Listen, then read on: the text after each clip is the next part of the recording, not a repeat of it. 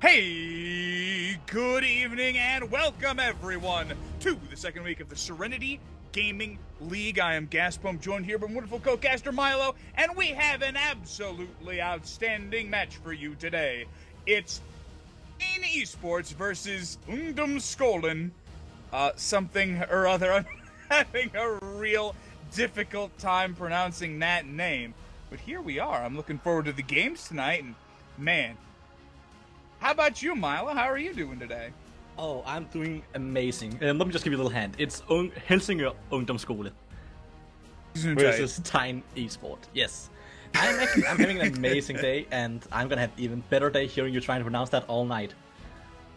No, I'm really looking forward to today's match. It's gonna be two wildcard teams against each other. Like, it's two teams we haven't seen play before.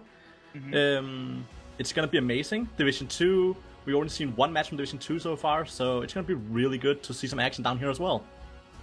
Something that I've always found very, very interesting about the secondary leagues in most organizations is that you get a different style of play. Once you start hitting those mid-platinum levels of play, things are still organized, but I feel that much like you see collegiate sports, there are more mistakes that just happen as a matter of course, and because of that, games tend to play out in a slightly different manner. And generally speaking, you'll also see a higher prevalence of things like pocket picks, which leads to some more interesting variants as far as champion priorities are concerned, and some really exciting games stemming from that as well. Yeah, especially one thing I think is going to be very different in Division 2 compared to Division 1 is, in Division 1, all our matches, they were around the 25 to 30 minutes long. Yep. While Division 2, we are, as you said, a little lower ranks. People tend to have harder time closing off games, so we might see some longer games down here.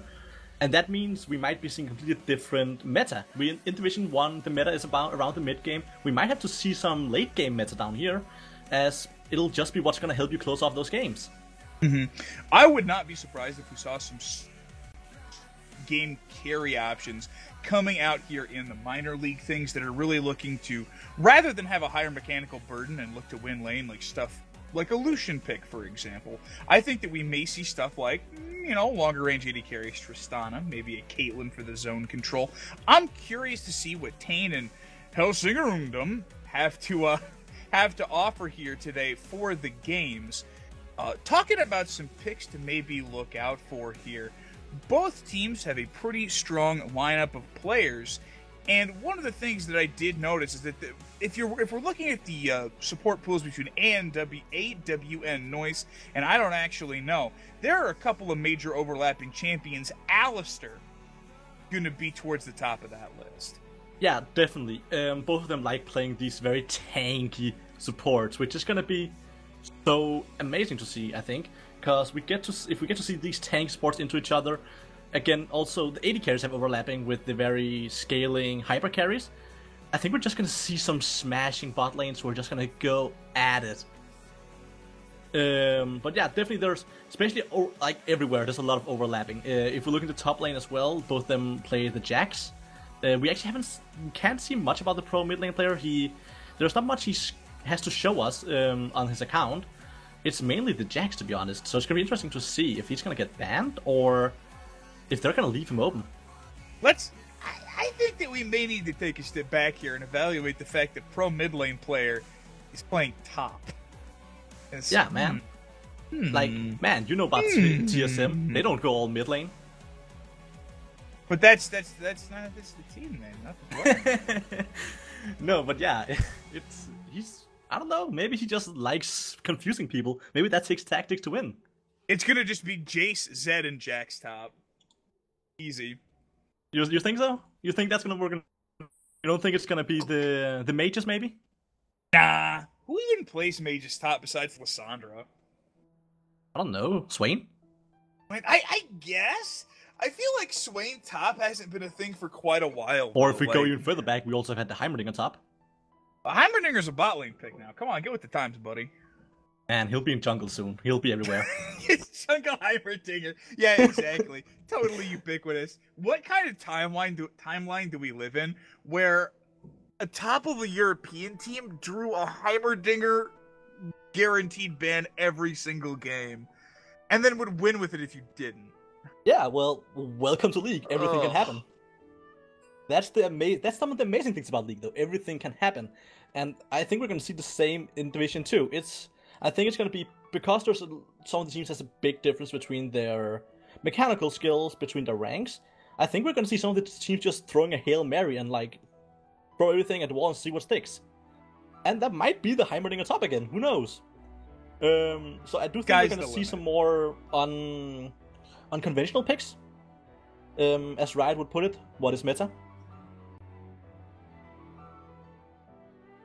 Though I do think that if you're looking at a given metagame, there are going to be some picks that are kind of universal regardless, just because they work at a variety of skill levels. Now, to be fair, I casted for a Pantheon jungle in one of the games last Friday, I believe. That would be amazing to see again, but with these turners, I doubt we're going to see the Pantheon. It's simply not in the champion pool that they're showing. But it would be fun to see. Right. I think that with as much Jax overlap as we have between these players, I think it's likely that we see it either picked or banned at a given point. Jax is definitely going to be highly contested, simply for the reason that, well, we have Milky Enthusiast who plays it, ISTP Delta who plays it. There are so many who likes to play this Jax, and even Cock the Cookie has shown that he can play it. So it's definitely going to be a contested pick. Speaking of contested picks, both mid laners have Galio in their pool, and I think that Galio is one of those champions that can find a home in basically any kind of team comp with the utility that he brings to the table, that ultimate a huge tool, as well as the fact that Galio, most builds with Galio are going for that bruisery AP build, and while I wouldn't say he does an absurd amount of damage, he's certainly capable of outputting quite a bit of punishment in a given fight, so I think we may also see some of that being contested across the series. Yeah, definitely, but you're mentioning the Galio, but meanwhile both mid laners also play the Zoe, who works really well against the Galio, because you can build all the bruiser you want, she'll deal true damage to you with that Sleepy Trouble Bubble. And both of them also have an AD pick, if that's what they want to pick into the Galio. There's the Yasuo on Hu Chang and the Aurelia on Koying. So I definitely think it's Galio, as you said, is going to be contested, but I also think both these mid laners has an answer prepared for it. Yeah, for sure. I would like to point out the Zoe pick, and this I think is very, very important. If you're looking at play below the high diamond level, Zoe becomes less and less viable without having that guaranteed mechanical skill. Zoe's kit is not super duper easy to work with, despite what some people may tell you. Paddle Star is not an extremely easy skill shot to land, especially when you are under duress in a team fighting scenario. And this can create some circumstances with the Zoe pick that has even been doing well throughout the early and mid game, simply does not have an opportunity to show off and get the damage down in these late game fights, gets picked off and obliterated. Again, Zoe is a very difficult champion to play effectively, especially once you have people who are capable of diving her. Correct. So it's difficult, but you are forgetting you're not in the NA right now, you're in the EU. We're known for our mid laners, man. And I think we can see that. I definitely believe that Zoe, no matter how difficult she is, I think we can see either a Zoe pick or ban today in one of the games. Because do you really dare to risk that this player is not good enough for Zoe? Because Zoe can be so strong if it's in the right hands. For sure. So it's definitely the question: do you dare to take that risk? Exactly, and that's what I wanted to highlight there, is that Zoe is a high risk champion at this level of play, and I feel like, especially if you're looking for a guaranteed damage, guaranteed effect, Zoe may not be at the top of the priority for all of that. No, definitely not. If we're looking in pure lane pressure, Zoe could definitely be strong. Even in team comp, she's not bad, but there's just so many more who would fit better. The Galio, as you mentioned, is a great one. For sure. Both the mid laners has Aurelia, who's really strong and works in many team comps.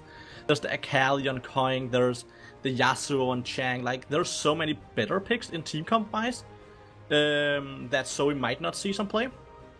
But at the same time, if they just go with the mentality that's called win lane, win game, he could be picked.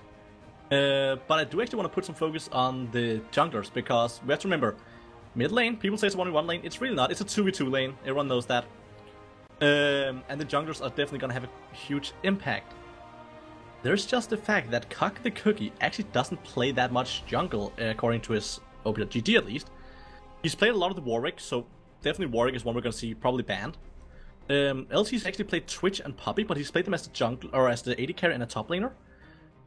We might see him having them practice them in those lanes, pulling it out in the jungle still, as Twitch is a strong jungler if you get off on him, and it's just always nice to have with so much Ashe being in the meta right now. Right, absolutely, and I mean, if you want to talk about high variance junglers, that's Twitch to AT. Certainly a pick that can snowball a game totally out of control, or get camped in the early game and be totally useless. Yeah, that is definitely a risk you're taking with the picking the Twitch. Definitely. If you don't immediately get ahead and snowball the game out of control, you're just going to get obliterated the further you get into a game. You don't have those additional scaling tools like a Kindred does to really help out with your jungle clear and really help out with your acceleration throughout the game. Yeah, but I definitely believe they have the chance of pulling it out, as they can pick the Galio in the mid lane and go the more supportive tank Galio build than the damage build. Right. Like if we see them going for that kind of stuff, it could be the Twitch in the jungle, as you don't want to pick the double AD carry if you have only single support. It's gonna be a little too weak. It's gonna be hard keeping them both alive. So you definitely need to support it with one of your other lanes as well. But meanwhile, we also do have the jungler in ISTP Delta, who plays a lot of damage-heavy junglers who can really go punish the Twitch. He plays the Camille, the Sensao, the Jax, and he also plays the Sejuani and Jarvan. Those aren't really going to punish the Twitch so much, but just want to mention those also in there. Like, he is versatile in that jungle. Absolutely. But what do you like? What should we expect from these games? What do you think we're gonna expect to see purely team comp wise? Like, I could expect just see a lot of fighting, like not going for any clear team comp and just fight, as we are in a lower division. But I have been wrong before.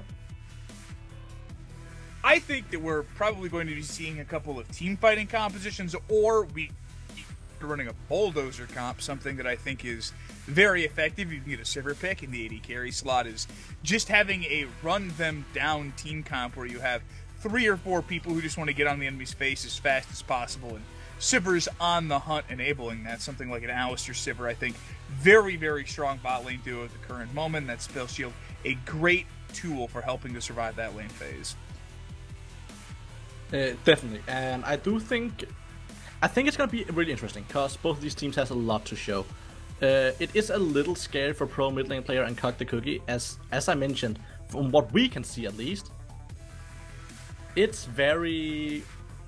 They don't have that big of a champion pool, and it's definitely something that Tejn can choose to punish, or at least choose to target. And I don't know, it'll probably mean that Helsingør has to throw a Hail Mary, or they might be saving something in the back pocket that they're just not showing anyone, and really coming out with a surprise. Who knows? Always the potential for that, Mylon. Yes. I know. There's always a potential for saving the picks, coming out, surprising everyone, and just be amazing and carry the game. And that is definitely something I would like to see, because that would be such a highlight moment. That would be such amazing to see. But it's gonna be interesting. It's gonna be definitely fun to see these teams going at it on the Rift. Could be getting into that champion select here very shortly. Yes, indeed. And it's gonna be like... So we've talked a lot about the picks. We haven't talked much about bans though. We've talked about what might be contested. But let's think about what do we think is straight up gonna be banned? What do you think is straight up gonna be banned? Well, 80 carries, I believe. Like, there's a lot of overlap. There's the Kai'Sa, there's the Lucian, and there's the Xayah. All of those 3 is played by both 80 carries. And definitely, if you want to go for the Kai'Sa, you have to remove the Lucian. You cannot leave that open to the other 80 carry.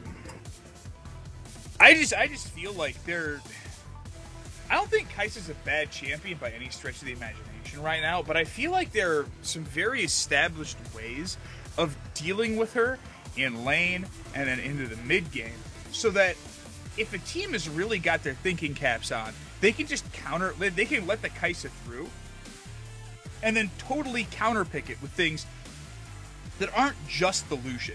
Like, you can run something like a Caitlyn Morgana and make that Kai'Sa's life absolutely miserable in the bot lane. Yeah, we are actually getting into the draft right now, so let's take a look at that instead. Hey, there we are. Tejn is looking for what to ban first. We've talked about a lot of the picks. It could definitely be one of those picks we've talked about. It is the Jax just removed immediately. Absolutely no surprise there. Jax a highly contested pick between multiple members of both teams, and Tejn just deigning to get that off the board right away, not have to worry about that throughout the rest of the draft. Yeah, especially because now pro mid lane player has to have something in his back pocket, because they just removed the one thing we know he can play. So it's definitely going to be interesting to see what we're going to get in the top lane now, since he cannot go that Jax. Meanwhile, Helsingør didn't actually ban anyone. They took their time, too much time, and ended up not banning anyone. Lissandra. Now, I will say,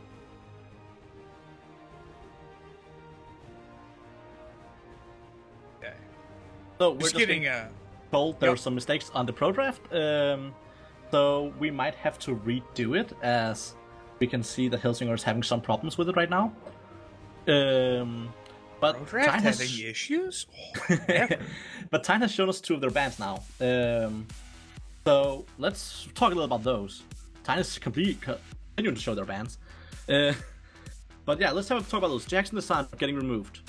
So Lissandra is not really one we actually talked that much about. It's not one we talked about expecting.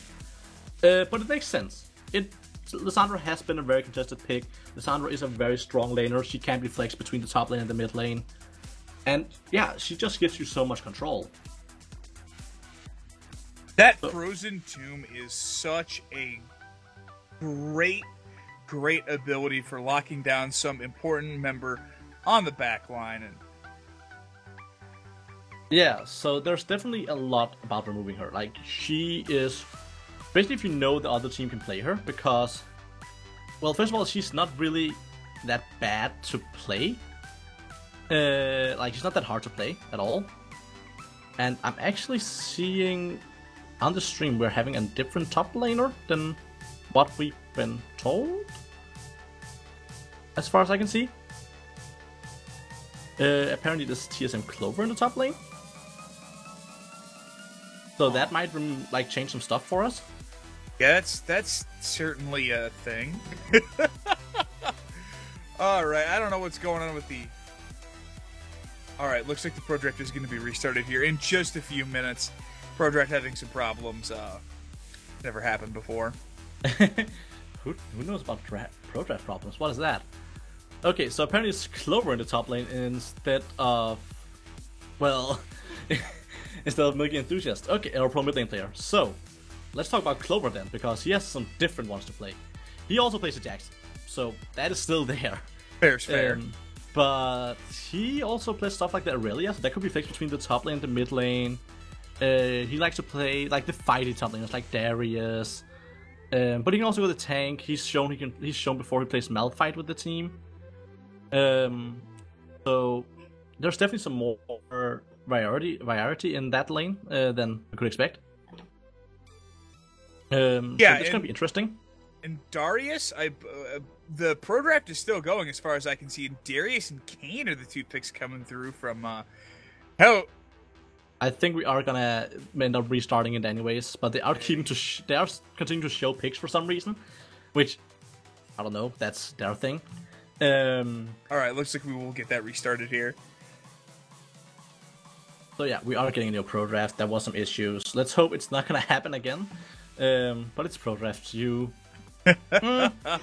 see. The 5th stage of grief is acceptance, Milo. I'm not in grief. I'm just. I am. Don't you speak for my loss. Stop grieving. We're back to the Pro Draft again. The Jax gone. Bye. They know the he can play Jax as well, so let's remove that. Helsingør's looking for the Riven ban. That could be interesting. It might just be because we don't really see any of the players play the Riven, so it might just be that they don't want to deal with the Riven. Well, Milky Enthusiast does play Riven like some, but it's not something I would expect him to pick in the team environment. Oh, they are changing it to the Galio. All right. So Jax, Galio, neither a surprise. And Sandra again, not a surprise from the first pro draft. See what the next ban will be. Riven is the choice. Okay, so they are actually going with the Riven. I wouldn't see Riven being the choice, as Milky Enthusiast has so many better one who works for team environment.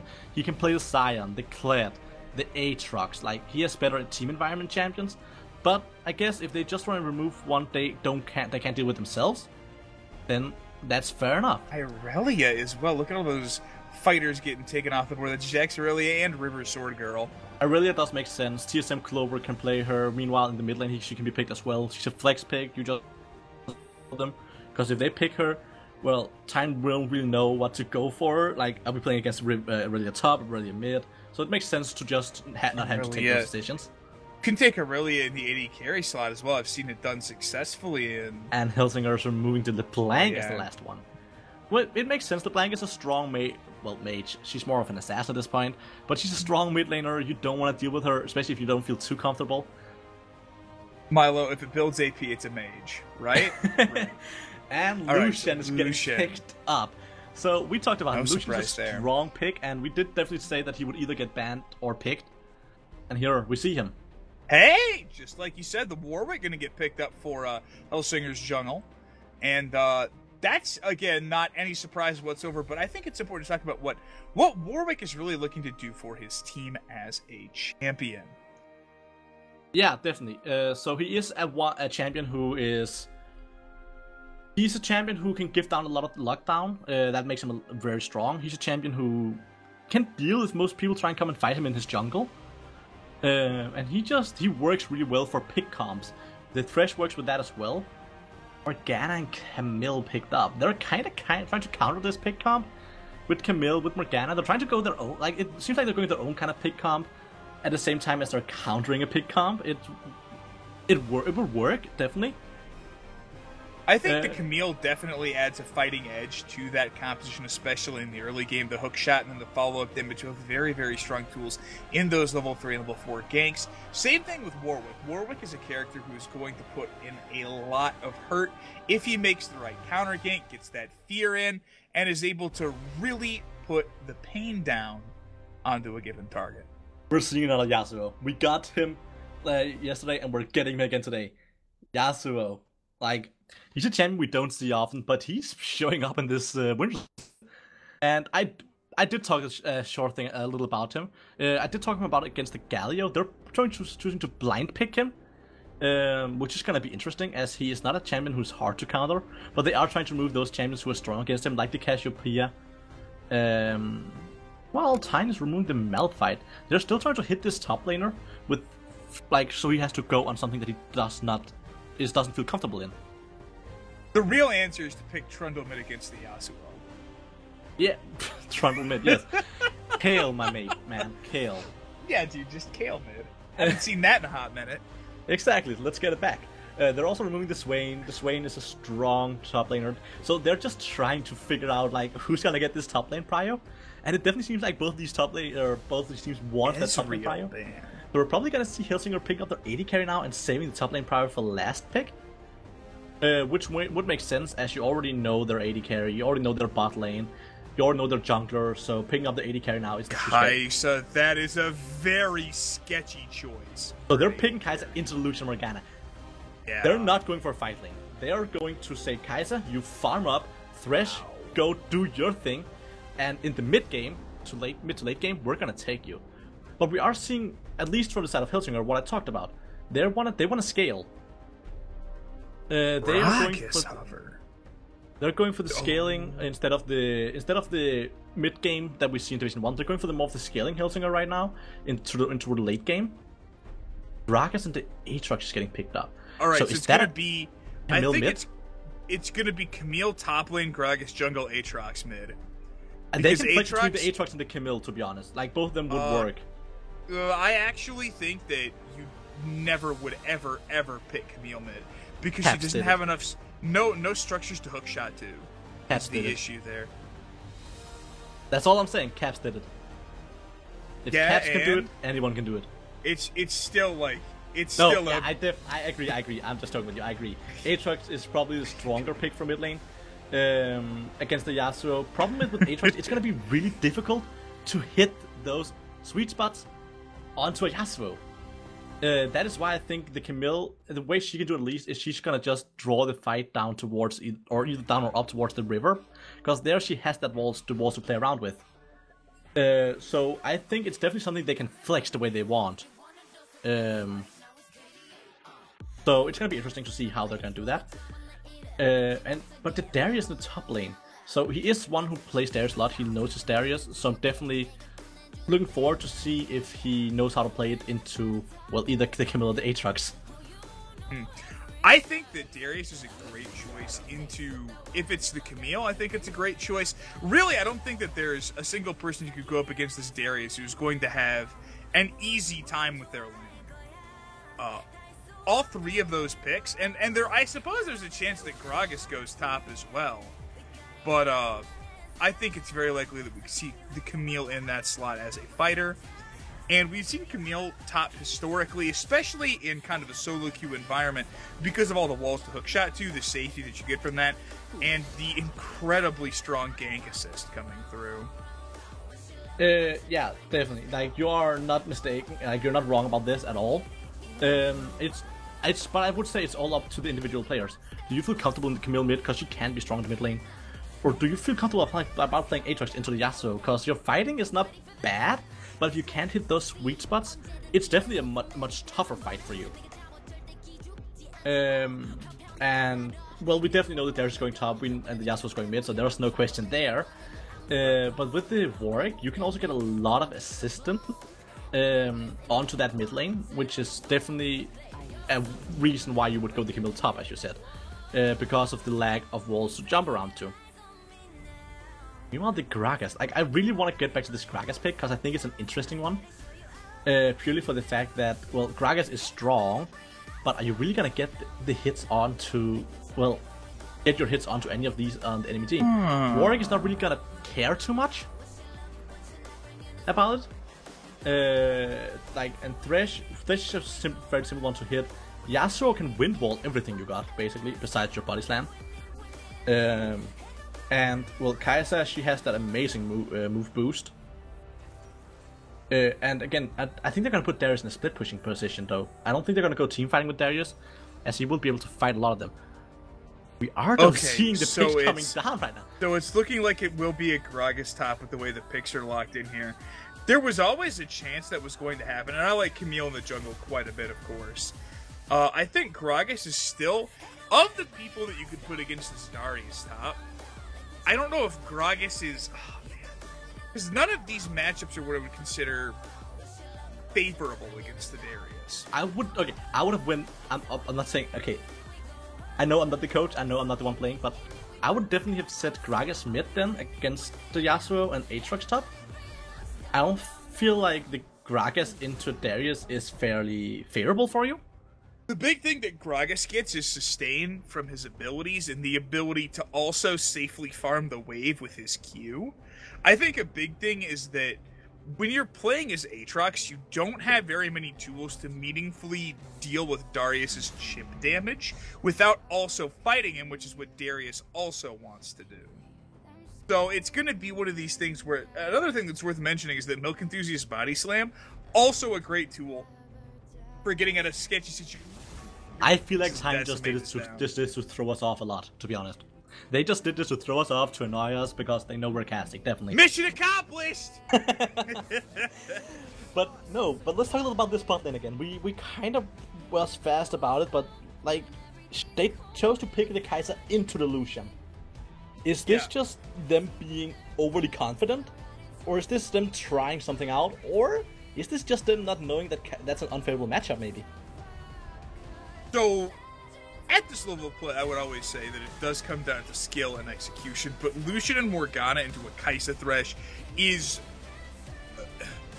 what I would probably consider like an 8-2 matchup in favor of the Lucian and the Morgana. It is hugely in favor of Tejn's bottom lane, and it is all on them. Again, it's their lane to lose in this 2v2. And if you have the Morgana, Thresh should not ever have an option to land a hook onto somebody important, and Kai'Sa simply doesn't have the wave clear or the safety to handle this. And even if Cook the Cookie is down bottom, ISTP Delta, Hakatos, and Noise can just set the lane up to completely remove any effect that those three members would have on that bottom side of the map. Yeah, I think definitely. What I love about the Thresh versus Morgana matchup, I'm coming in here to support main. I'm just gonna go on a little rant here. It's not a bad matchup for Thresh, to be honest. Yes, you're not gonna get those hooks. It's definitely not. Like, it's not. I'm not like saying you're gonna get the hooks. She's gonna spell shield it, but because of how long time the hook is up, and the fact that the hook still hits, you can still jump to them and pretty wait it out for the flay and the box. I mean, that's post level 6, and I think the real power of this matchup is the fact that Lucian and Morgana can and will have Kai'Sa and Thresh under their tower the entire lane. Yes. Thor Peter definitely has how to farm on the tower, because post level 6 or pre level 6 are not really gonna do anything. After level 6 though, they do have a chance of killing this bot lane. Kai'Sa will have decent damage against the Lucian at this point if she farms correctly. The Thresh into the Morgana isn't really that big of a problem. Thresh can counter the dash from Lucian. Like, it's gonna be an okay matchup for them after level 6. Not favorable, but if they play it correctly, they should still be able to win the bot lane. I mean, there's certainly a world in which that happens, but again, I think the onus on this lane is for Tejn's bot lane to win it. If they lose bot lane, it's because they made a misplay. Oh yeah, it's definitely if they made a misplay or they simply didn't punish like Thor Peter and I don't actually know enough. That's if they don't punish them enough, this lane is actually not going to be in their favor, as you're going to hit a point where you simply cannot scale anymore compared to the Kai'Sa. And if the Kai'Sa gets to scaling, and because you don't punish enough, yep, Lucian falls off, and this actually then might be in the favor of Helsingør. I mean, it's got to go long for the Kai'Sa to be effective. Something I would like to mention, though, Kai'Sa's username, Thorpeter, that's what submarines shoot at other submarines, right? I don't know. Why would I know that? It is a really funny joke that you... Tough one. Huh? Torpedoes. Okay, that took me too long. I'm sorry. I'm sorry for everyone out there. That took me way too long. I'm not mad because you're ESL, but you know. Oh my, yeah, nope. Also, my own cat is throwing me off here. What is this? What goes around comes around, bud. No, well, I think it's gonna be exciting to see. But we both talked about it. It is these team fighting matchups basically we're seeing. And that's what we talked about. We're gonna see down here. It's not gonna be the exact split push comp or the like that exactly wombo. What might we see wombo combos down here? But like split push comp or dive comp. It's gonna be just wombo combos and team fight comps. That's what we're gonna see. The problem, because in theory, Helsingør could split push with Darius, as Darius is a strong split pusher. But you don't have that much disengage if you go for the split push. And that will just ruin your whole split push then, if you don't have any disengage. So, yeah, it's just going to be team fights. We're going to see them group up, we're going to see them team fight. I don't see this really going any other way.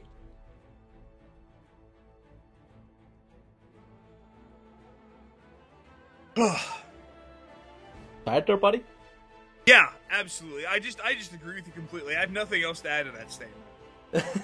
But if we look at the other team on the side of Tejn, it's again the same thing. Like, you're not gonna go for anything else but team fights here. You don't have anything for dive. You can't really split push. You don't have that much disengage for split push. Okay, unless you go the Aatrox split push, maybe then you can disengage with the Gragas. But at the same time, then you're kind of like lacking wave clear. You only have like Lucian and a little on Gragas. Like, it's gonna just be. I think let's just say like this: your throat needs to work. Oh yeah, it's gonna be. I think it's gonna be a high excitement match. And yeah, and let's look a little. So we're loading in. That means we can see the runes now. Let's take a little talk about them. So we're seeing the double Conqueror on the Yasuo and the Darius, which makes sense. It's the normal thing to go on them. But that also means, in teamfights, there's a lot of true damage here. The Yasuo is gonna go with the Infinity Edge. Like, there's gonna be a lot of true damage for you to deal with. Right, Gragas is also choosing to run the Aftershock rune on the top lane. Not a bad choice for the extra tankiness. You get an insane amount of free stats from that Aftershock. It's a stat that I always like to throw out there. At level 1, Aftershock gives you 3,000 gold worth of defensive stats when it activates. Yeah, that is like insane. And I definitely think he's doing it just because he's not going to go for winning the top lane. He just doesn't want to lose it to a Darius. He just want to survive, really. And that's definitely what it's giving you. We are also seeing that Clover is just trying to win the lane by building this Torrent's Blade. He just want to go. He want to kill you. Alright, he want to kill you with this Torrent's Blade. We're seeing an interesting start. We are, of course, in game now. Both teams be running on down there. Going to be a 3 versus 5 stack here. Coin going to be leading the way here with this Aatrox. Noise now taking point here as this Morgana ping's going out. Oh, they're going to go? Going to be looking for this. Binding will barely come up short on the Thresh. Going to see, I don't actually know, with his dancing shoes on, avoiding that. That must definitely have tickled a little. They do get one of the wards. So yeah, they're just gonna go in, they're gonna place a ward to have some control. They're gonna see that Cock the Cookie is gonna start toward the top lane. Yep. Which is gonna give them some info, because definitely the spot lane wanna fight. And they know that, like, if he starts towards the top lane, it might actually be that they're just gonna go for the early gank in the bot lane with Camille coming down right at the red, going for the fast and early fight. Or they're just gonna know the fact that he's gonna go from the top lane, move down to the bot lane, and they're just not gonna find the bot lane. It's definitely all around how they're gonna play around ISTP Delta if they're gonna do this. Alright, lane phase now finally starting up. Gragas is taking an extra minute to get the lane up there. They do have it warded out.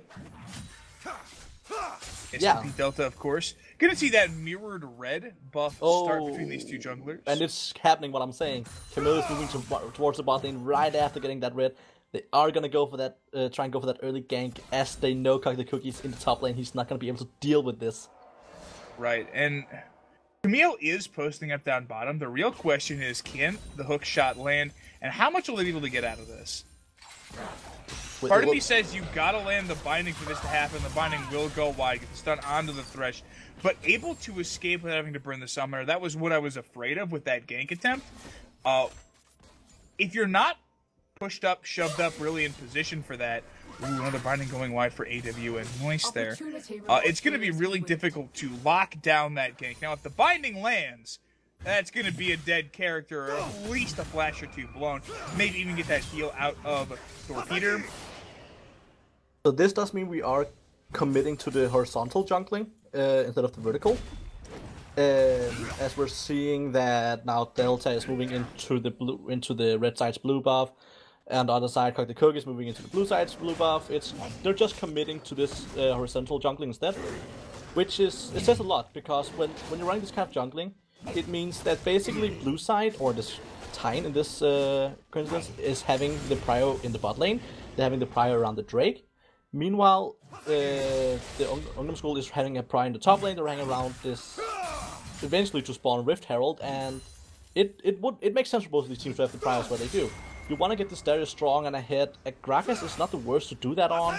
Meanwhile, you want to get them around ahead in the bot lane. It's a really favorable bot lane for you. So it definitely makes sense having the jungling this way. Now, the one thing I would like to see here is, how well does Gragas pick up this creep wave under his tower? If he can equalize versus the Darius, or leave a couple creeps short as this wave crashes, then I think he's in really pretty good position to survive this. Make a name for himself there and really have an okay time in this 1 versus 1. And it looks like he's going to be just a creep or two down, all things considered. That's really not that terrible. But meanwhile, the bot lane, Torpedo he's still waiting for the for this big minion wave to crash, but like, he is not looking good on the minions right now. It's exactly as you mentioned what would happen. Hekatos pushing up, Thorpeter's trying to farm on the turret, and he's just gonna fall behind because of this. Right, exactly, and it's going to be one of these things where the CS discrepancy keeps accelerating so long as they continue to have priority in this bot lane. Warwick needs to get down there real fast to help stop that bleeding. Yeah, and definitely, since I think it's interesting going with the Doran shield, as you know, if you know you're having to focus on the top lane with your jungler, then why would you put by the Doran slave? Why not go for the call and just know the fact that you're gonna not win this lane? Go for the call, just try and get that little extra gold. In my opinion, it doesn't make sense going for the Doran shield here. You should definitely just go the call. Or it just might be they haven't communicated properly with the jungler. Maybe the jungler didn't say he was gonna go towards the top lane. It's all into that, like.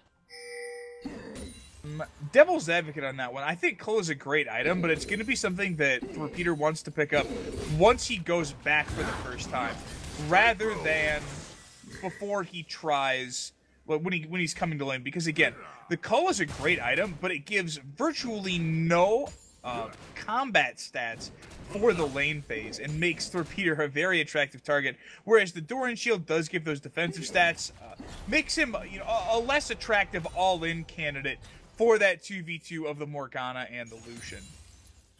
One thing I do want to touch on, though, is actually the fact that Milky Fuchs is actually getting the upper hand in the top lane right now. He is actually pushing in Clover, getting that discrepancy even closer, and actually almost trying to take over that lane. He is low on mana now, which is not that big of an issue as a Gragas, to be honest. With your W just being able to proc your passive as well all the time, you have good sustain, as you mentioned earlier. Milo, have you ever thought about the fact that his name might be Q Lover, and that's just his favorite letter of the alphabet? I'm gonna keep calling him Clover. You don't know him. Neither do you. Alright, so let's talk about this bot lane. Lucian up 20 CS in this 2v2 with just a minimal amount of pressure in from this Kai'Sa. No particular surprise at the way this lane is supposed to play out, but it's still real tough to see that for the Kai'Sa. So much punishment there. Good old Clover is getting... Ooh, cut the cookie out of position here. Got caught with his hand in the cookie jar. Finds the damage. Forced the flash and are ticking down. There's the flash coming in for Kuang, but that's gonna be the, I believe that's the Ignite coming in. Yeah, that was the Ignite getting the kill, as he was on his third Q, so he could not get that range on it. So he had to pick up with the Ignite, but that is the first blood going to Coin. That is not the start you want at all. Especially for Hugh Chang, like, that is... It's a mid lane that was kinda not... It wasn't favorable for either of them, and now it's just gonna be harder. The big thing there, too, is that this was a play that the Warwick wanted. He was invading there, and he's the one who ended up getting caught there. Atrix does have the World Ender, still has that. Also gonna pop the shield, finds the damage, looking for the play there. Still ignited, but there is the play in the bottom lane. The binding lands, and Kai'Sa takes about half her health worth of damage there. Yasuo gonna be able to escape. Going forced to pop the ultimate there, the World Ender. Gonna save his life, but not secure the kill onto the Yasuo. Camille going through. Wow, what a great flash! Here comes Gragas to miss the cast onto the tower. There's the fleet through that tower shot. Darius gets the dunk and cuts the cookie, able to land that kill. And Milk Enthusiast barely missing the cast onto Yasuo. A great dodge from Hugh Chang in there to save his own life. Hugh Chang definitely had those heavy feats on today, and yeah, he was just... Delta got the flash stun, which is not nothing you can do for Hugh Chang, but that was just well played from Hugh Chang, dodging around, knowing everyone was coming for him. Great communication with Cock the Cookie and Clover being in there so fast to help out as well. And yeah, he still actually has the Ignite, so he still has a fight advantage over Coin. And I mean, Ignite is going to be very important. World Ender's still quite a ways off. Though that being said, Yasuo did not even get an assist in that. Just managed to dodge out and escape with his life. So, also, Milk Enthusiast dying there is going to, buy Clover some pressure in the top lane on that Darius. And Gragas is having a pretty good time right up until now, but Darius may have an opportunity to So yeah, you're settle the pointing score out the there. fact that he didn't even get the assist mid lane. Coin is actually a kill ahead, so he should be some gold ahead.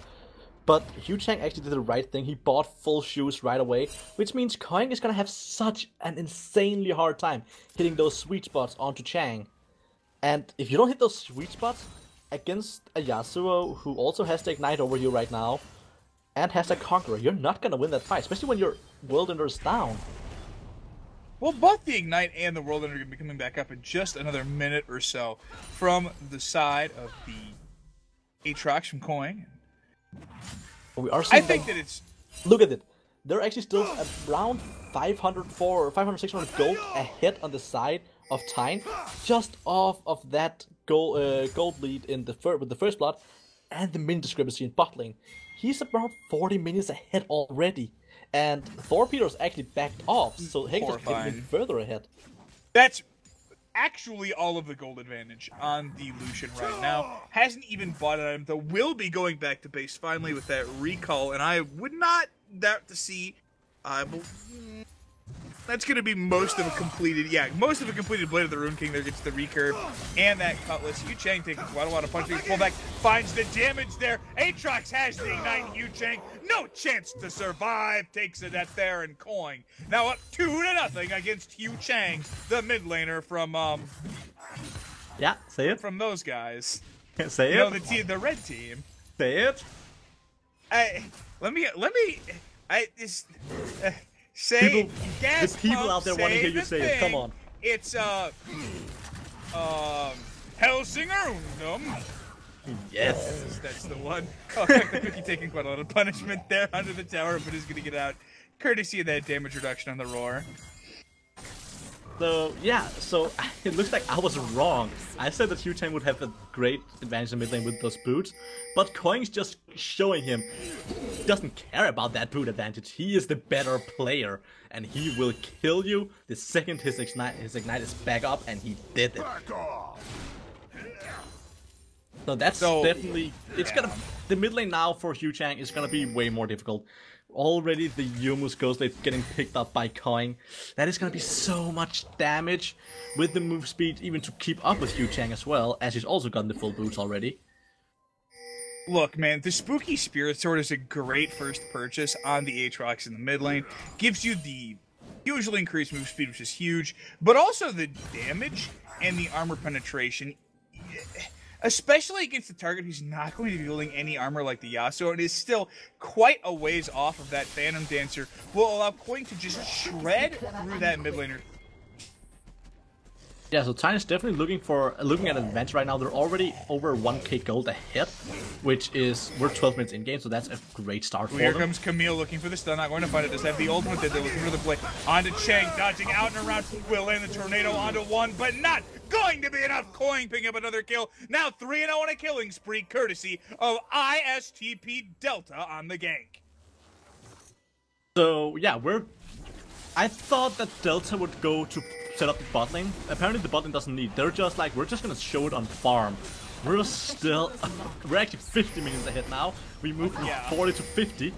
So we're gonna put the focus on mid lane, let Coin just annihilate Chang with the help from Delta, and Cookie can't even get in there. What does work? Cuck the Cookie has absolutely nothing to do right there. Just gonna walk at the Aatrox and lose a trade. Cuck the Cookie losing half his health for the sheer insolence of trying to get in front of that Aatrox and deny some minions. Really, the only lane that is going well, I would say, for the side of Helsingør is going to be the Darius in the top lane, who does have about a 10 minion advantage as well as the assist, versus the Gragas. But Gragas just going to scale up and be a tank. Yeah, that's the problem. So getting Clover ahead would be amazing for them, especially if you got way ahead, because a fed Darius can almost 1v9 a game. Problem is they haven't gotten him that much ahead. Yeah, they got him an assist onto the Gragas, but that was his own fault from the side of Milking Enthusiast on the tower dive. This is just gonna be a difficult game for them, as you said, Clover's not that far ahead, and Milking Enthusiast doesn't really care about getting behind, as he's just gonna build a tank. So this is, yeah, it's not ISTP looking Delta great. fighting Cookie. There's a 2v2 happening at the same time as a 1v1. Here comes Coin, got the move speed courtesy of that Yomu's forced to escape. No chance to even get out there. That's the stun coming through. That'll be a trade of the 80 carries. Morgana will go down, but the collapse coming through. No! Hekatos live from that heal on the Lucian. That is a 3-for-1. AWN Nice going down for the rest of the squad there, and a very great play across the map comes out now with the 3,000 gold lead for Team Time. So AWN Noise is just sacrificing himself, saying, you know what, I don't care about dying, which he shouldn't, because he gave his team 3 or 2 kills in the bot lane, which is, they're just building this lead so much right now. I mentioned they were 1k gold ahead about 2.5 minutes ago. Here comes the gank onto Yu Chang. Finds the damage and calling now unstoppable.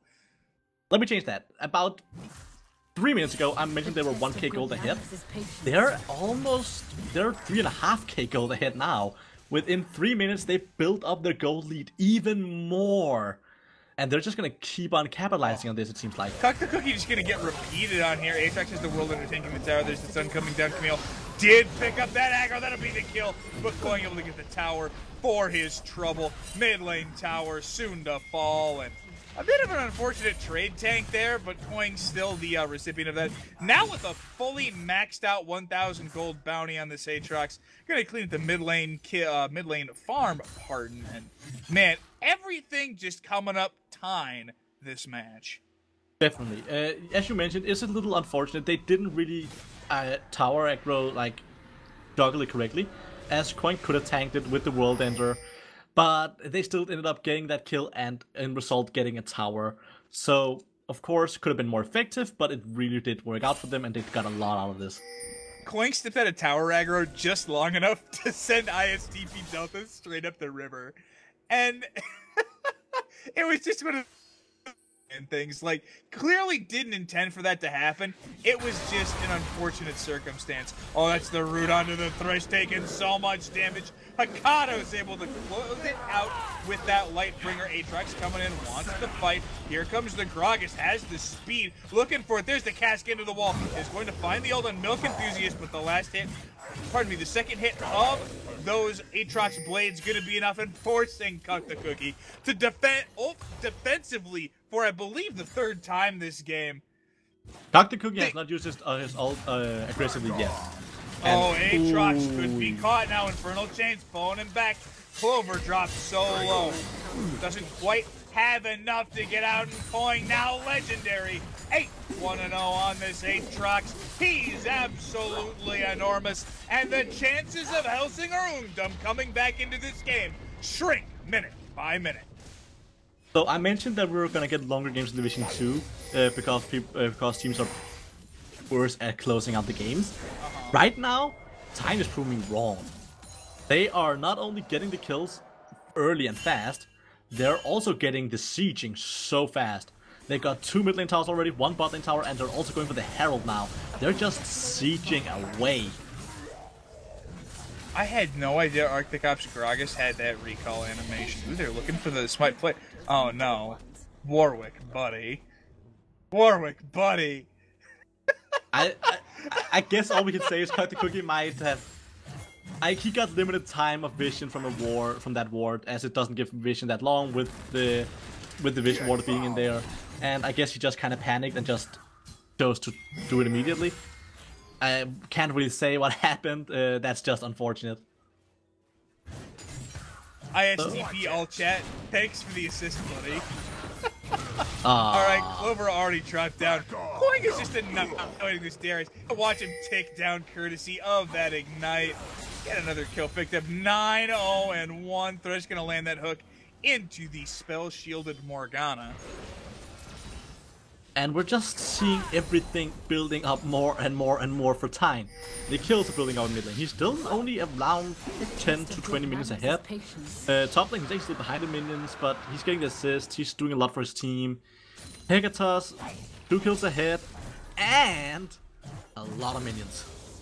He's around 90 minions ahead. He's actually double the CS of Thor Peter. That's a real piece of that, man.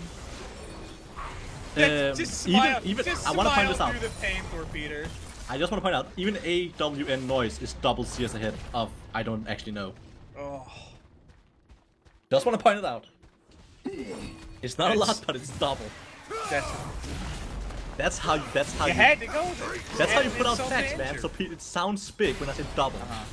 That's how you put out facts. Look at this insane support in this match also. Ooh, that culling. Oh, the binding gonna be forcing the flash there. Hakedo's gonna take a lot of damage from the tower, but still healthy. Has that gank coming through in the bot lane. Yu Chang gonna get obliterated by Delta, picking up a second kill of the game here. And at Yu this Chang is point, we're not looking having at, a nice game. Everyone is after Huck him. the Cookie wants to try something here.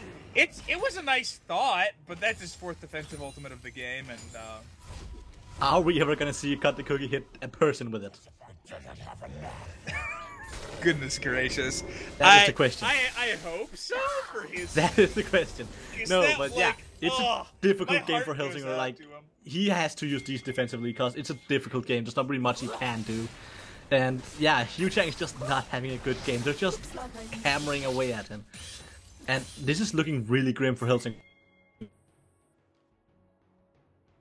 We are they're just trying to defend their base right now. Like, they're trying to get the scaling, which is the only correct thing they can do right now. Just try and see if you can scale at one point.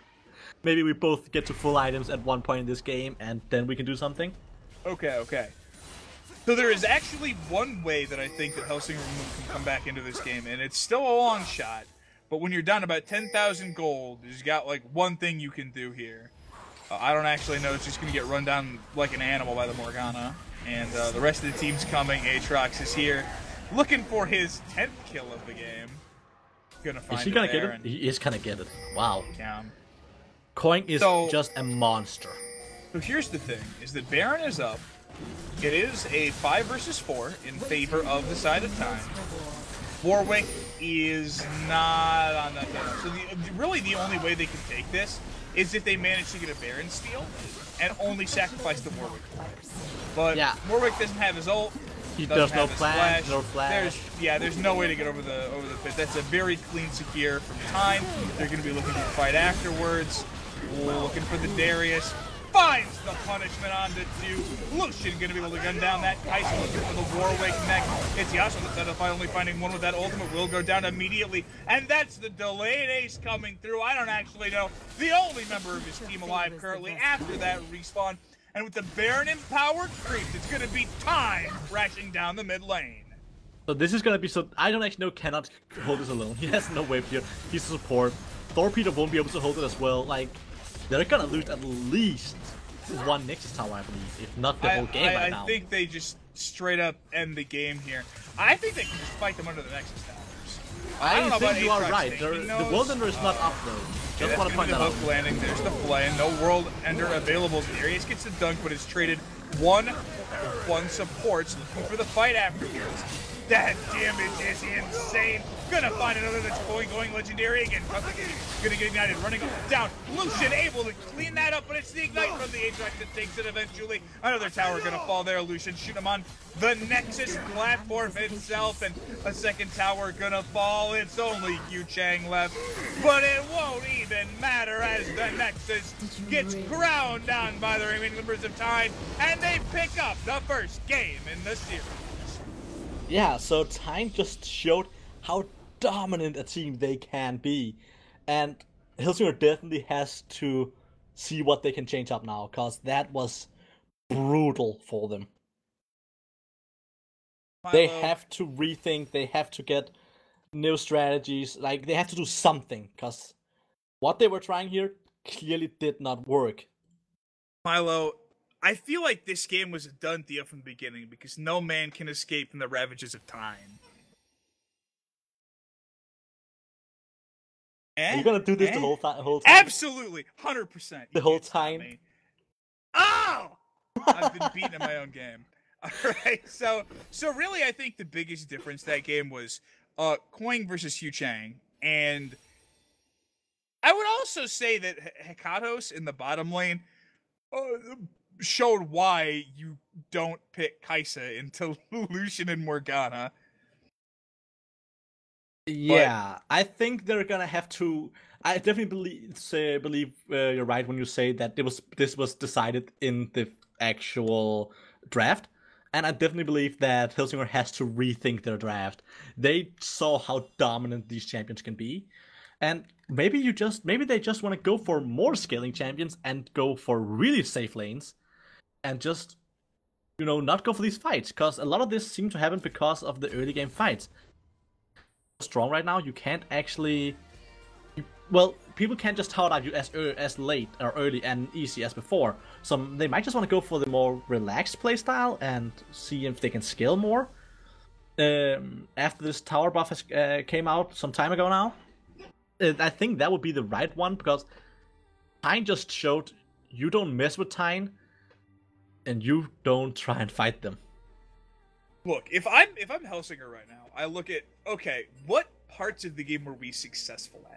Look, what were the things that we did that game, or that Tejn did that game, that we were able to punish them for and find advantages in?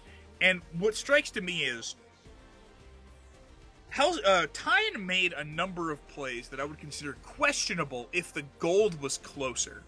And I think what you want to do if you are Helsingør here is essentially force them to play in an over-aggressive manner and then punish them for that over-aggression and look to build a team comp that is capable of doing that. I don't think you're right. I think also one thing you can definitely punish them on is the fact that Tejn plays so aggressively. They play extremely aggressive. And when teams play so aggressive, there's often gonna be mistakes. There's gonna be gaps in their plays. Oh, and yeah. There's definitely going to be some over-aggressiveness that you can punish. I mean, I would like to point out a specific moment from last game. When they were making a dive in onto the Yasuo, Tejn hugely outplayed Milk Enthusiast on the Gragas there, and Gragas overextended, got punished, gave a kill over. That was a huge deal to see go down, but then it came to a thing where Tejn kept over-aggressing time after time after time on the Yasuo, and by the time that he had stopped over-aggressing, his lane was already over. He had just been completely obliterated by the Aatrox. Aatrox had enough kills that he was capable of just absolutely blowing people to smithereens as he pleased. It was one of those things where, quite simply, by the time they realized they were doing something wrong, the game was already snowballed out of control. Yeah, definitely. And I think now that they... if I was on Helsingør, if I was their coach or their player, I would say game 1, this is where we found out who it is we're against. How good are they? How strong are they? Now we're going into game 2. We've seen how they play in game 1. Now we're gonna capitalize on that. They played aggressively. They will play over aggressively if we don't give them what they want. Because that's what we saw with the dive. I don't think that was because Tejn doesn't know. I think it's the fact that they played aggressive. They didn't get what they wanted because, well, he got out. So they played overly aggressive because they wanted that so badly.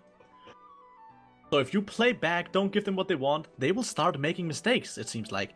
And I think that's what you want to hit if you're Helsingør.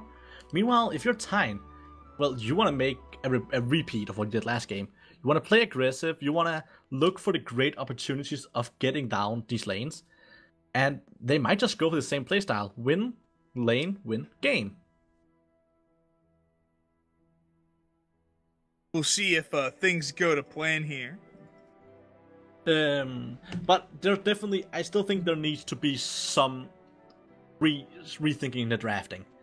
Right. The Lucian was so dominant, especially because, well, Tejn clearly plays towards the early game. Like, we see that with all their picks. All their picks works great in the early game, especially in the mid lane and the bot lane and the jungler. So, well, if they want to play towards the early game, you can do two things as Helsingør. You can either choose to do the same and try and outmatch them, or you can choose to ban out some of the early game champs and just play it slow and safe and get into the mid to late game. Right.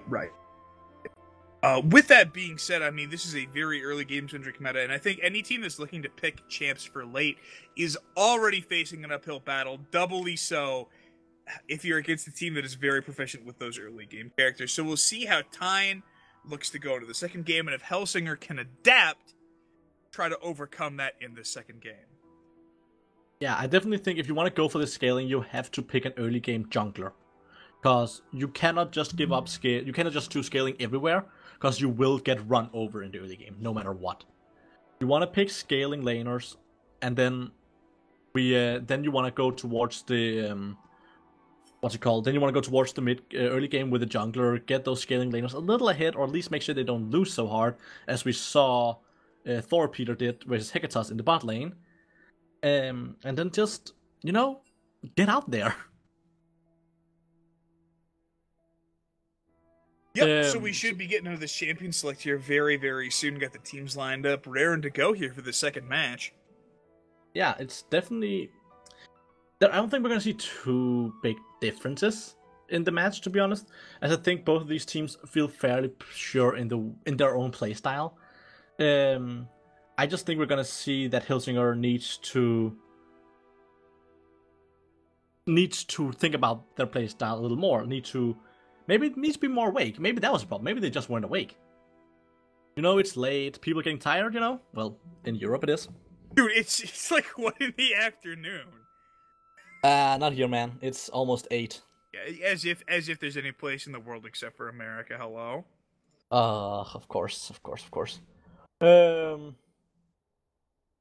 So, as we're just getting told as well, Tejn is like the highest seeded team as well in Division 2. So it is the one that is expected to win.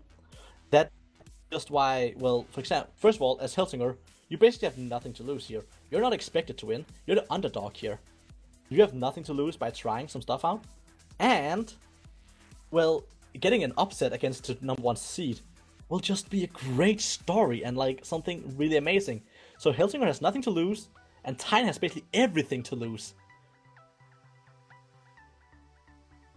Right, and sometimes that underdog mentality can give you power, but sometimes it can also bring you all the way down if you get in your own head about a game.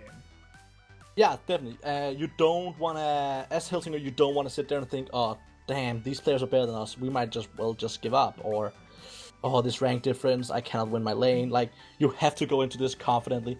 You have to go into every game thinking you can win it, else you just gave up before it even starts. And if you do that, yep, it's just a done game.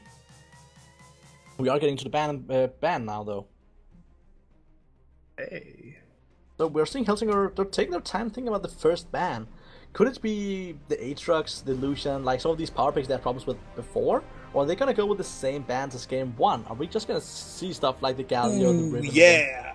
I'm gonna look at my crystal ball and say that Helsingør Ungdom is gonna just ban everything that gave him trouble last game and hope for the best. So yeah, they did ban the Aatrox. Are they gonna remove the Lucian, or do they feel like they have a pick to counter it? Because the Galio ban did make sense, of course. As Galio is a strong mid laner, they know they can play it.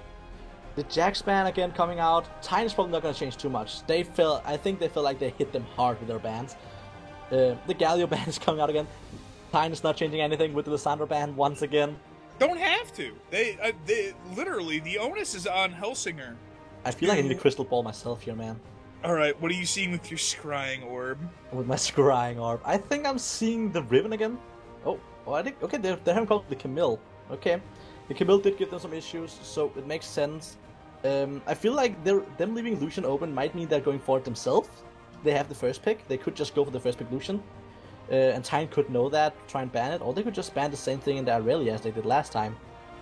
I would actually go for the Lucian ban here, because you want to put Helsingør's AD carry Thor Peter on something that he isn't super comfortable on, but it's going to go for the Yasuo. They punished that so hard in the first game, but they might feel like without the Aatrox they don't have a real way to punish it, so they just don't want to get through. And it wasn't like Yasuo was doing poorly until Aatrox got that early advantage from Cuck the Cookie, basically. And I say this with all due respect, straight up inting in Tejn's jungle. He was just got his hand caught in the cookie jar and blown to smithereens there.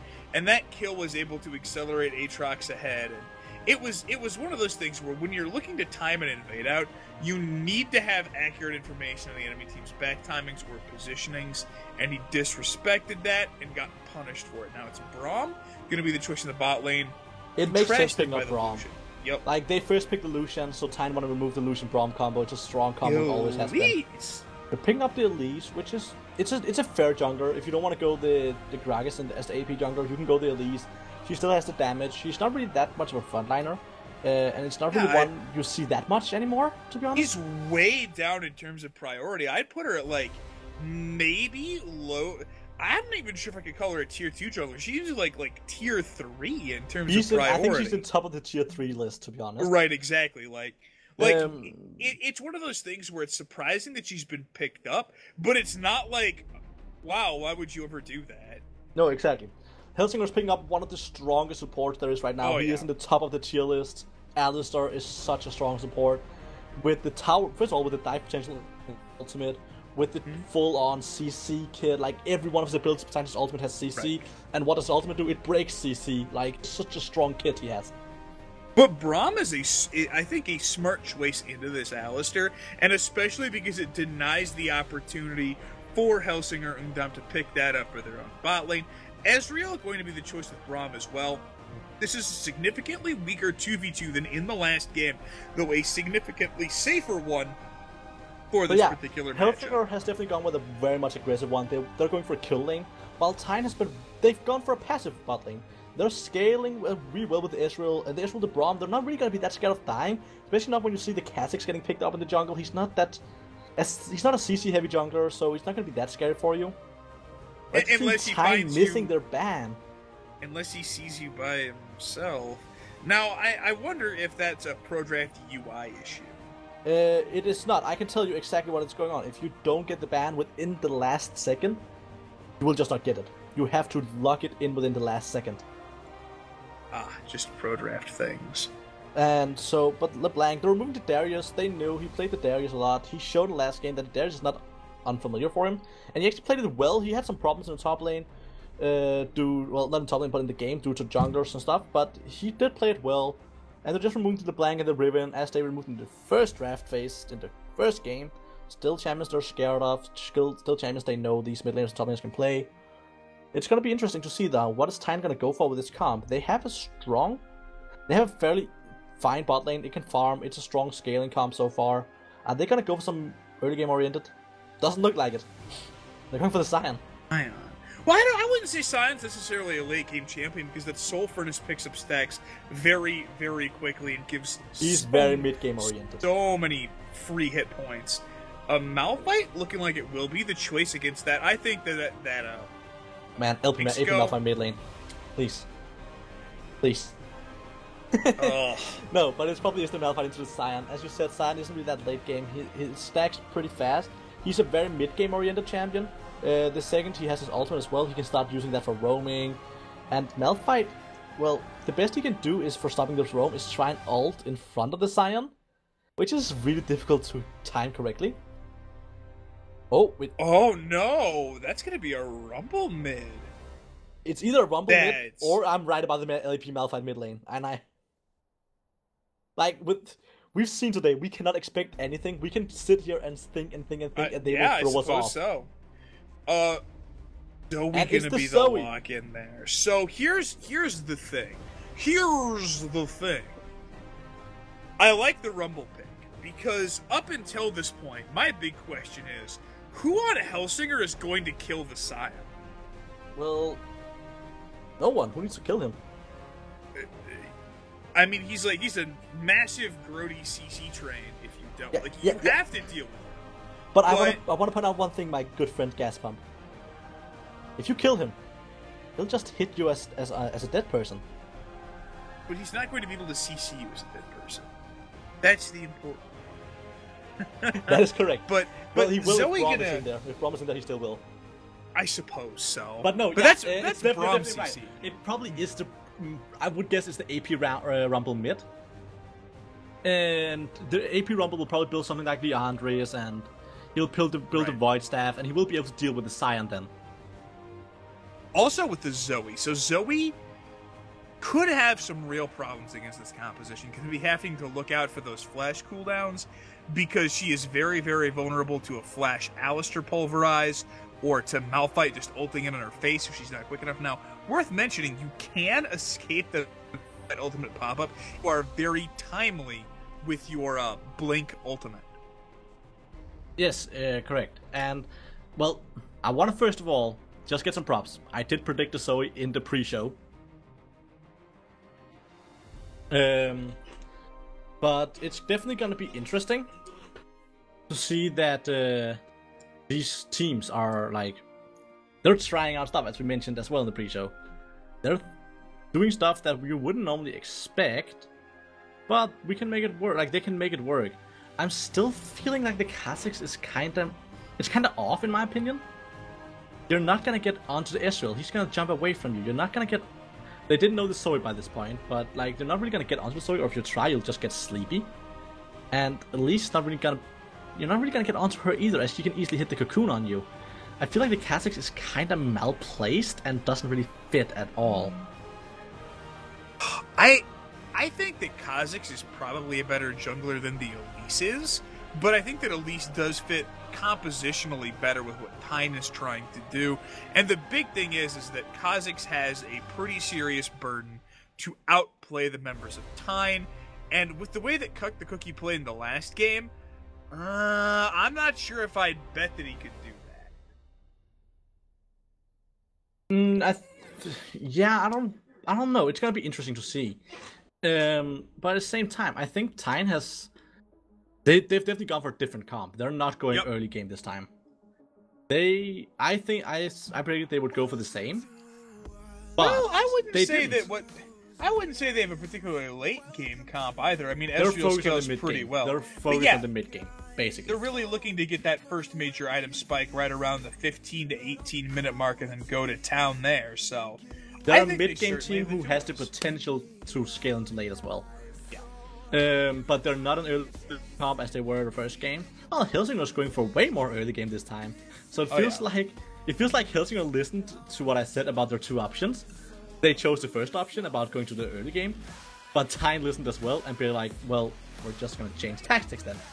So it's just, is it just that blue side just goes for the early game because Tejn did that first game. Now Tejn is going the same comp the same playstyle that Helsingør went. So we'll see if they can execute. Is it a side thing that I'm just not in on? Yes, it's an in joke, and you're the only person that is not aware of it. Oh, damn it! I always miss those. No, but it's definitely interesting because it feels like they have swapped the team comps, but it's gonna be interesting to see if Tejn can then make it work what Helsingør did try to make work. Because while they kind of swapped up the idea of team comps, Tejn, I would say, in the draft at least, they did better. They picked Israel, who's way more safe. They picked the Zoe, who's more safe than Yasuo. Like, they just picked a way safer style team comp as well. But who knows? Helsingør might be really strong to just kill the mid lane.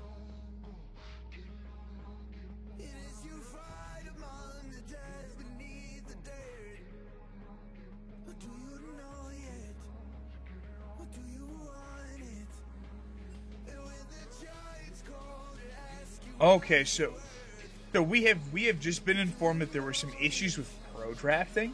So there will be a swap with the picks from what we have displayed.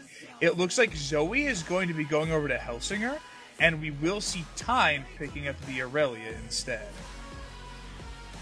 So yeah, that's pro draft for you. People need to learn pro draft when we're using it in tournament.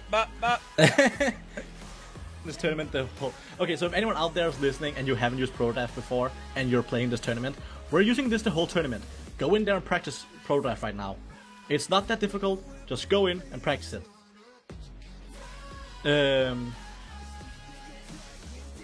So yeah, no, but if that's what happens, it's gonna be interesting. Then Helsingør's picking up the Zoe, and they're trying to pick the Aurelia into it, which is it's gonna be interesting for the sole fact that, well, Zoe and Aurelia is a fun matchup in the way that if Zoe times her ultimate well enough, well, Aurelia won't get the stun down, but if Aurelia gets the stun down, Zoe's basically dead. Yes. So it's very much a skill matchup. It's basically who can hit their stuff. Right, and the one thing I will say here that... Yeah, What? I think that's pretty Aurelia favored, just kind of in general. I mean, yeah, there are ways that Zoe can handle this, but I've seen a number of matchups where Zoe just gets obliterated by the Aurelia. Yeah, Aurelia is definitely stronger in the matchup, but if Zoe is able to, you know, time the stuff correctly, and if Zoe is able to, well, play the Zoe really well against this Aurelia. Well, you see, if it's a rainy Tuesday in February and the stars are aligned properly. I'm not going that crazy. I'm just saying, if you know how to play the Zoe correctly and time your stuff correctly, it's not a bad matchup for Zoe, to be honest. I think it's going to be an uphill battle for a variety of reasons, but we'll see how Hu Chang plays it.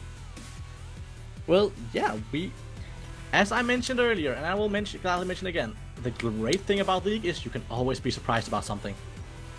There's nothing set in stone when it comes to this game. Hey, it's Q-Lover picking up Malphite. Why not a Quinn pick? Come on, man. Well, because he picked Malphite in the Pro Draft.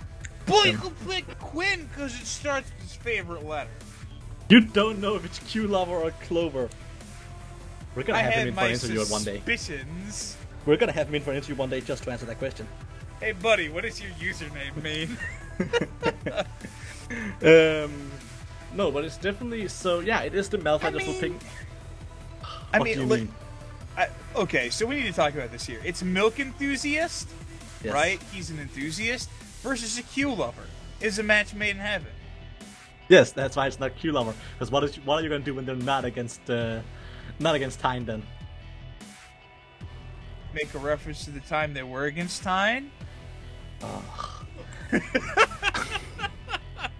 Alright, so we'll be the Aurelia versus the Zoe mid. Coin had a pretty good game last time on a champion that has a variety of similarities to Aurelia's hashtag goals. Well, yeah, they're both really aggressive laners, and that's definitely gonna be interesting. Because, well, with these aggressive laners, it's gonna be fun to see. Well, also because both Zoe and Aurelia is also aggressive laners, it's gonna be fun to see how it's gonna work. Are Coin just gonna be massive again, or is Hu Chang gonna actually be able to do something about Coin this time? I think a lot of this will depend on actually jungling. Now, Cook the Cookie did not have a stellar last match. A lot of that had to do with a single questionable call to invade in the early game, which was punished by ISTP Delta and Coin. If the Kha'Zix is capable of really getting out to a good start, I think we may see some really good results from that. That being said, of course, that's going to require that Coin gets stopped. But what if he mates again?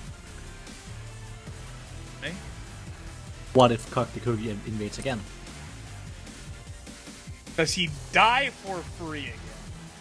Well, that is the question, because an invade isn't necessarily bad, as if you get it correctly and if you have the correct wording, it can be really efficient. Especially if you can lock down the lead as fast as possible. No, I agree with that wholeheartedly. But as you said, it's going to come down to invade, and again, we'll have to look out for the vision there. But because we're getting close to this champion select break, anything else you'd like to say before we head on off to a break?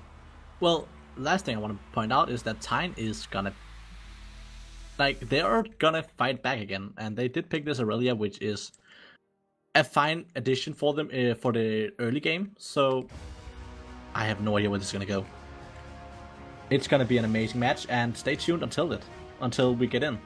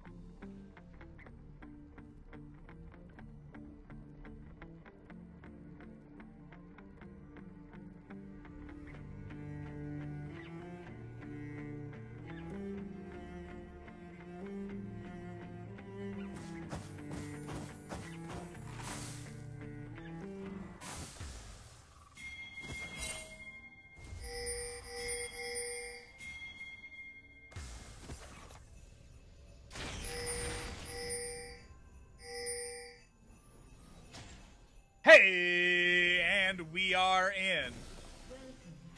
Hello, welcome back everyone. So yeah, we're in, and this time we're not seeing Tejn go for anything crazy. They're playing it just way more standard this time, and basically everyone is. They're doing the standard setups, just making sure no one moves into their jungle by standing with all entrances. I think that's a classic consequence of having a weaker level 1 team. I think the level 1 assembled from Helsingør is significantly better than the one For from those Tejn. who didn't get that, which is probably everyone, he said Helsingør Ungdomsskole. Gesundheit. Yes, thank you. Yep. So we're actually seeing the Elise running the Predator. Oof. Ooh, Predator Elise. I'm a big fan of Predator on anyone who's got to go. No, Elise is running Dark Harvest, my man. Oh wait, Dark Harvest, what am I on about? Wow, yeah. Dark Harvest, That's not that... I'm drunk. You gotta understand. Dark Harvest is the spooky looking hand thing. That's not a hand. Well, whatever that is. It looks more like a ghost or something like that.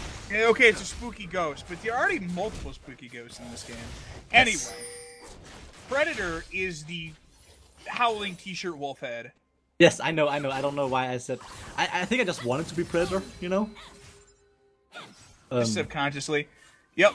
So, that trade goes out okay, exclusively because Going took a tower shot there at the level 1. Yeah, here's a little tip for all those there who are new players, or actually also all players. Don't take tower shots level 1. It's just a good tip. It doesn't help you. The spear behind it? Hey. No, but we're seeing fairly standard starts. Nothing much is happening. We are seeing the Cookies going very slow with his clearing.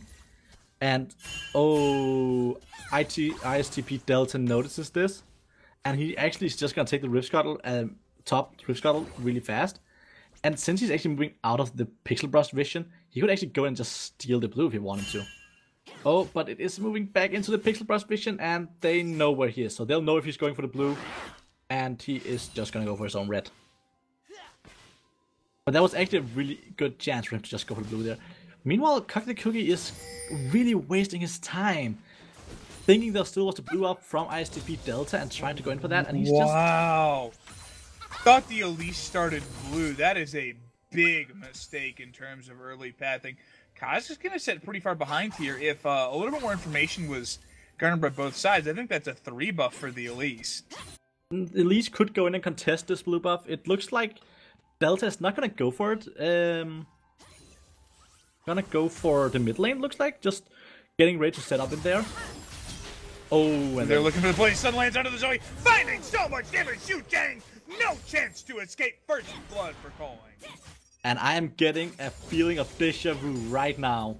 I've been here in this place before. Higher on the street. Initial D. Anyone? Anyone? European people like those. And welcome to cards, X-Pact, right? everyone. Yeah, exactly. Did I win my tryout, No. Simon?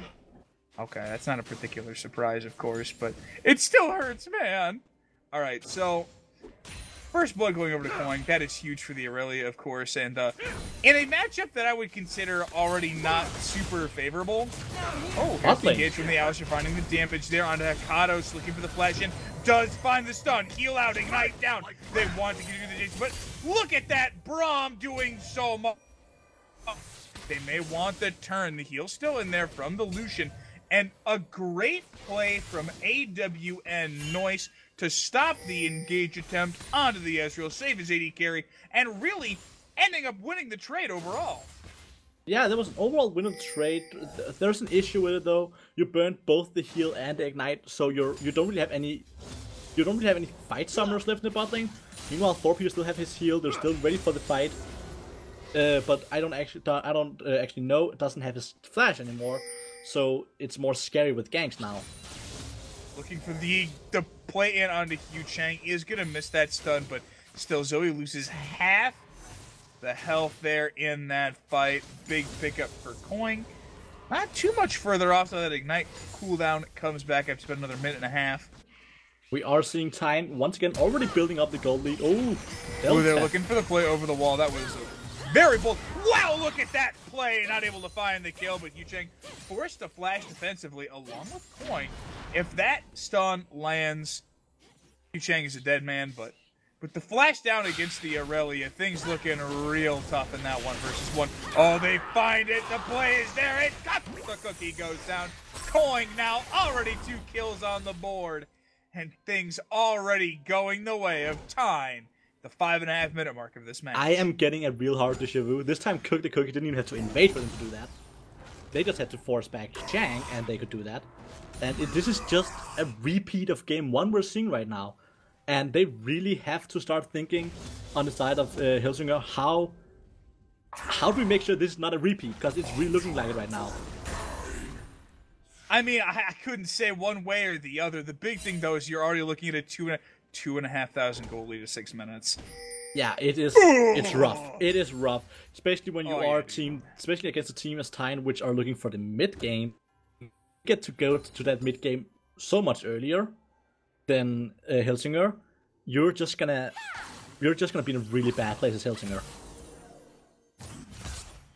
I mean, about a 2,000 goal difference here at 6.5 minutes. And the big thing that speaks to me about this, Aurelia, already completed merge threads, has that recurve bow for the extra on-hit damage, probably going to be rushing out the Wit's End to counter the Zoe. Not a bad option, especially if you're looking for the 1-versus-1 dominance, looking for the Zoe.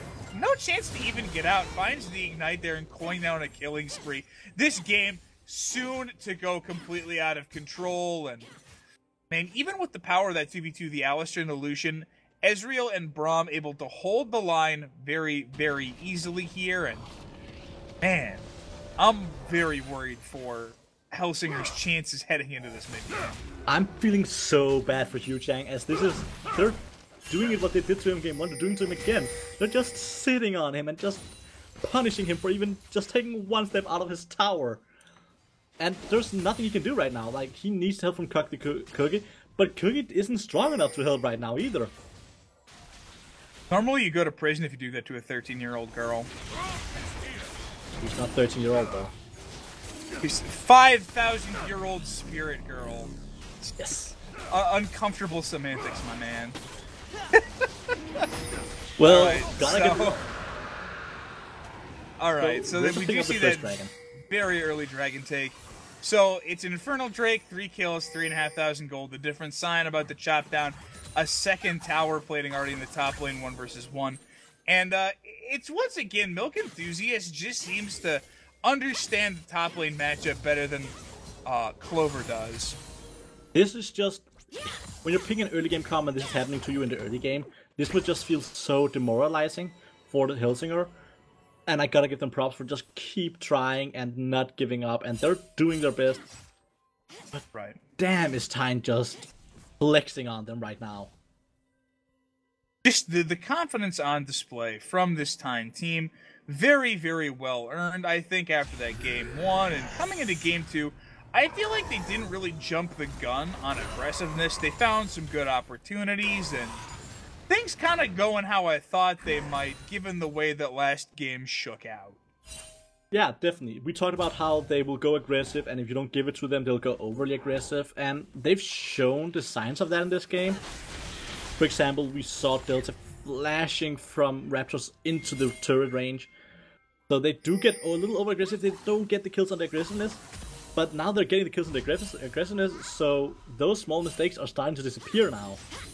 And it's going to be even harder for Helsingør to punish them now then. The big thing that speaks to me is that even when the execution has been 100%, I feel like Tejn has always had the right idea in these plays. They've definitely had much ideas of the raw in the right direction. As you said yourself, it hasn't always been 100% cleanly performed. But they've definitely shown that they know what they're doing. It's a playstyle they're used to. And you definitely see that Delta and Coin are used to playing together. They're... Oh, something's happening in top lane. Looking for the play here. It's going to be Malphite. Does have that ultimate still. Maybe looking for the escape. Is going to get disarmed. But a very timely stun from IST Delta, able to clean that kill up. First one on the board for the Elise. Already has those Sorcerer's shoes. And Aurelia already with what's that. And they're going for the Herald now. Like, this is just going for the Herald. Like, they're in such great control right now, Tejn. They are already 5k gold ahead. We're 10.5 minutes in. want to point that out. And they're 5 gold ahead. Yeah. But it really shows they're kind of used to playing. Like it shows they're used to playing around the mid lane. Delta and Coin are having such a great synergy in this game, and it's showing so much.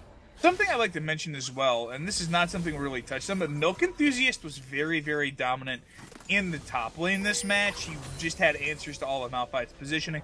I think he had Clover kind of sussed out from the previous game where Milk Enthusiast was not in a very good lane matchup with himself. Ooh, they're looking for the play here. Alistair going to be ulting already. Going to be taking quite a lot of damage from that Ignite. Back off the play there. I don't actually know. I mean, they burn quite a lot, the Alistair ult and the Ignite, and really don't end up with anything in the long run. Though we do see the Kha'Zix and the Zoe maybe looking to come down. Both flashes are available from the support and the AD carry. Need to be careful for Man Collapse coming down. They don't have vision on this play. From popping that hit, he'll be going through. The sleep is going to time out courtesy of the damage, and they still can't get anything. From the side, that'll be the ult coming through. Sion going to be looking for that charge, and Cuck the Cookie gets popped up there. Ignite comes down from on, nice, able to pick up the kill. Support going down there. We're looking for the Ignite from the Zoe, not going to find anything. And everything's going on, but ooh, a 4-man pulverizer! Looking for the turn there, Braun now in danger. That could be a kill, picked up. There's the trade. Milk Enthusiast dropping very, very low. Paddlestar, take care of that Scion with the Ignite. Overall, that was not a super clean play, though Scion is able to get the tower plating. Elise in the top lane able to get a second tower on the play. Yeah, this was so great played from Tejn as a macro. Ooh, they're looking for the Zoe, finding the punishment. Looking for the Malphite now, forcing the flash. Shikado's dropping really low. Clover could be the next target for it. Flashing in, we'll get that! Looking for a triple here, Yu-Chang! No, mana. Aurelia does have the vision, forcing the flash out of that Zoe, and will be able to escape. But what a huge turn from Coin! Okay, let us back up a lot here, because a lot happened in that short amount of, in that amount of time. So, top lane, they popped the Herald, ICTP Delta popped the Herald, then the bot lane fight started happening, and so Clover teleported down. That meant the top lane was basically free with a Herald up there. Milk Enthusiast teleported down first, which forced the Clover teleport. But that meant that Delta could just freely take the top lane, 2 top lane turrets with a Herald. So that's 2 top lane turrets lost for Helsingør. And a fight that didn't even go in their favor. They picked up 2 kills, but they lost so much as well. And now I would say that the fight should have been in their favor, but Coin just having a massive set of outplays. They're able to nearly get a triple kill, burn so many defensive summoners out. And we're at an AK gold lead, by the way, for the side of yeah, just a little bit over 13 minutes. That is so crazy. The Cookie looking for a Kados there. Gonna be missing that going wide. Does not predict the pathing for that Elise stun. They do get the 1-for-1 though, and Ezreal having a bit of a tough time this game, but here's Coin on the Aurelia looking for it. That's gonna be another kill. 7-0 and 1 on that Aurelia. Coin popping off massively yet again. So Coin is showing how dangerous a player he is. Don't let him get even an inch. He'll take everything. And I mean, this is just a raw display of dominance in here from Tejn this match so far. Oh, thanks to the Paddlestar assist. Really appreciate it. Sion is going to just tap his ultimate. They do get 2 with the pop-up. There's a second follow-up from that Sion, the Smithing Slash. What a great pop back. A nice try from the Malphite, but no real way to save them there, and that's going to be 2 more kills going over. Dragon not going to be taken there, looking for the Paddlestar. Oh, Spider's body blocking for the Elise. So I feel like you Americans have a good saying about a team like Tejn. I believe you guys have this saying called, give them an inch, they'll take a whole mile. 100%. And that is definitely how Tejn is playing. If they just get a little slight advantage early on, they'll just snowball that so hard. Okay, Kha'Zix needs to be real careful here. Look at that damage. ISTP Delta with the clean solo kill on the Kha'Zix. And we've now hit the 10k gold lead. Like, wow. at 15 minutes. That is filthy. Absolutely disgusting. Tejn is being so dominant. This is no longer a family program. With the way Tejn is playing. That's your audience warning on Twitch. Something I would like to mention here, and this is a specific matchup thing. Elise's Spiderlings make it so that when she's in spider form, as long as she has Spiderlings, she's not isolated. Yes, and that is such... Yeah, I wouldn't say it's an incredibly important thing at this point, but I mean, wow. Just in the matchup. Oh, that's the Ignite taking down Alistair, dropping solo. Will not quite die the last tick of Ignite. True shot Barrage, true shot Barrage, come on. Oh, he's not gonna fire it. No Kobe? That's a baby legs decision making right there. Come on, Ezreal. No balls. Absolutely none whatsoever. I always wondered if Ezreal was a eunuch. Alright, so they get a 4th tower on the game here and able to escape easily. So 11,000 gold lead. I would normally say it isn't over till it's over, but you're a knowledgeable guy. So guess what? The hell is Helsingør gonna come back in this? Like, what is there? You mentioned in the first game there was a slight chance of the Baron. What is their slight chance in this game? You believe in miracles? No. And I don't mean like in-game miracles. I mean like actual Catholic ones. Like Santa? No. Because I believe I think you're right. The only way they're gonna win right now is a gift from Santa, or we're talking some like Yu-Gi-Oh! Heart of the Cards stuff, right? Well, if they just believe, man, they gotta believe. That's believing and a whole lot more. So, if there is any way, and I mean any single way, that Helsingør can come back into this game, can they stall out 20 minutes without having an inhibitor crack? I feel like we need subtitles when you say their name. Okay, bye. So that's going to be Cut the Cookie getting absolutely deleted against Sion. Not even going to need to land the pop up there. He's going to get Drowsy. Its mid lane tower. Sure to fall here in just a second. We'll find that. Looking for more here. Sion going to be eating that. This mating smash will be obliterating the Malphite. That's going to be really into the backline, going in looking for Yu Chang. Can't quite find the kill yet, but will get it eventually. Sion will fall, but they get that mid lane inhibitor tower, and really any chance of Helsingør coming back into this game is gone. Now with super creeps pouring down the mid lane. You just called him a guard? Was that a Swedish insult? No, I'm not Swedish, I'm Danish. Ahem. That was an insult, though. That was an insult. No, well, no, not at all. No, but yeah, this game is just... It's looking done for Helsingør. As you said, they need a miracle. The Baron is coming up in 1.5 minutes. Is that the miracle, maybe? So here's the thing. Is it going to be a Baron? If they had made getting an inhibitor cracked, I'd say there was a remote possibility of them coming back into this. But I think that if we're going to be real with ourselves... That's gone. Now that the super creeps are coming down. I'm gonna ask this of the production crew, and I believe they can do it. Just show the vision difference in these two teams. If we're looking at Helsingør, they have like barely any vision. They can only just see outside their base.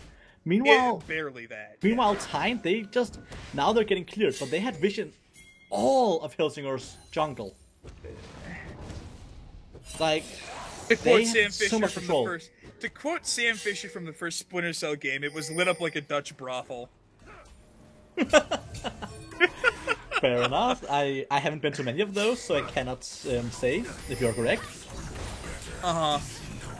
That's just the stream disclaimer. Yeah. I gotta say while we're on stream, I have not been to any of those, so I can't say. I'm legally obligated by this production crew. Alright, so looking for the season's spot lane tower. Super keeps going in the middle. Elise is coming. We'll be able to... right in the breadbasket there. Courtesy of that Ezreal WQ combo. Doesn't even have the Trinity Force finished yet. The base. Kados has had probably the roughest game of anybody on his team so far. And that's just because the Kha'Zix has kind of had his number. Been looking for him and... Yeah, definitely. I want to point out, like, if they've sent Cock the Cookie back to the Freedom one to deal with these zooming in, it's not like Kha'Zix has a lot of zooming damage. Here comes Sion, not gonna find anyone. Won't even matter, look for that damage. A great ult from the Malphite, stop that engage.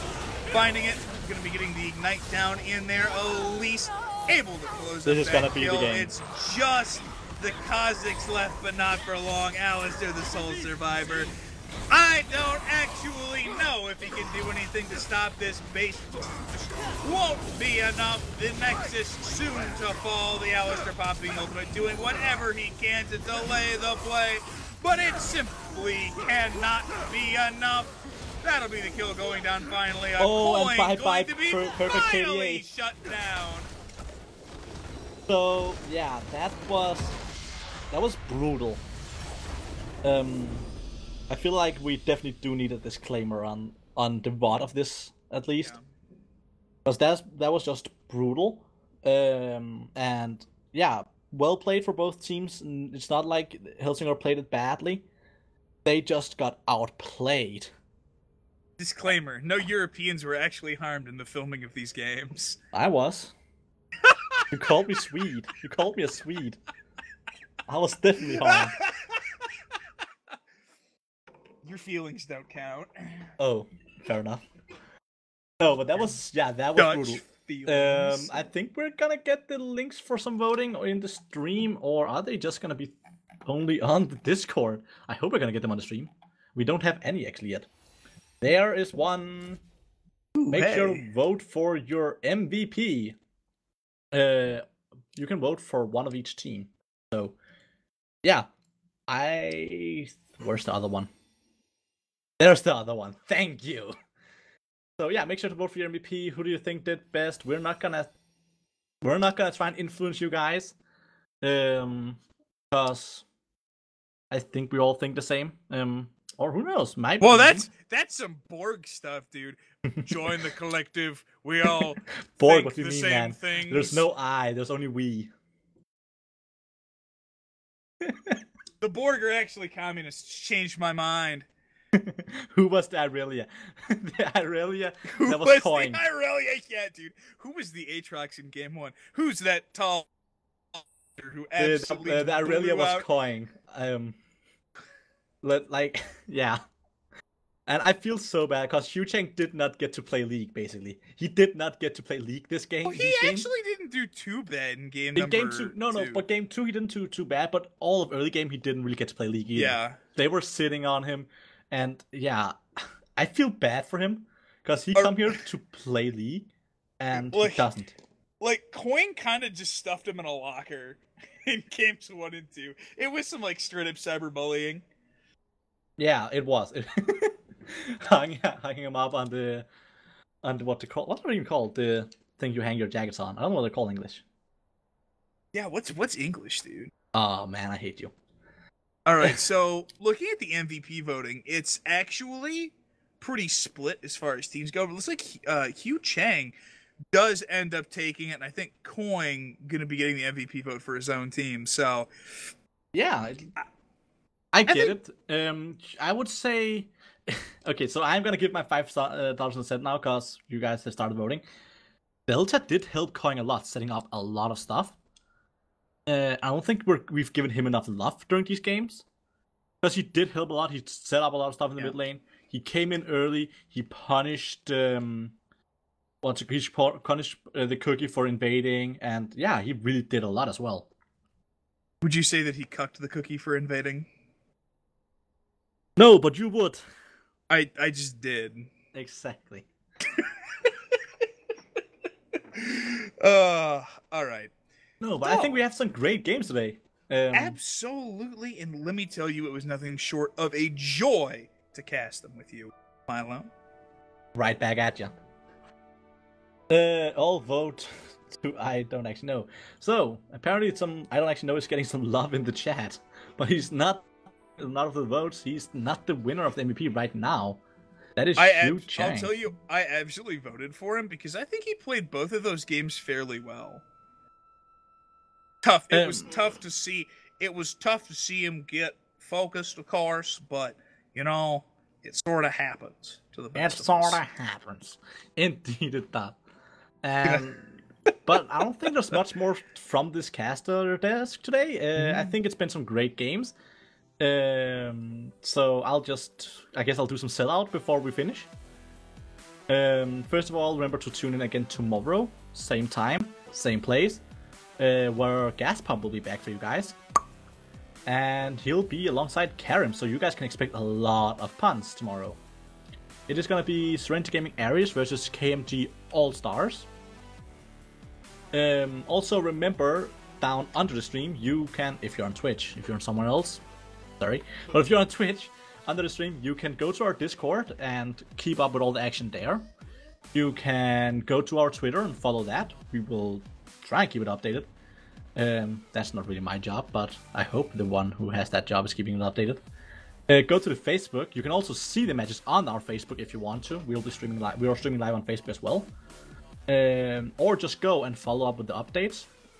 You can also follow us on Battlefy, where we will be in downtime of splits. We'll be putting up tournaments there on our Battlefy. And remember to follow the stream and tune in next time. Absolutely. Thank you all so much for tuning in. Really appreciate the viewership here on the Serenity Gaming Twitch channel. With that, I believe we have reached the end of the show. We'll see you all same time, same place, as Milo said, tomorrow for the next big match of the Serenity Gaming League.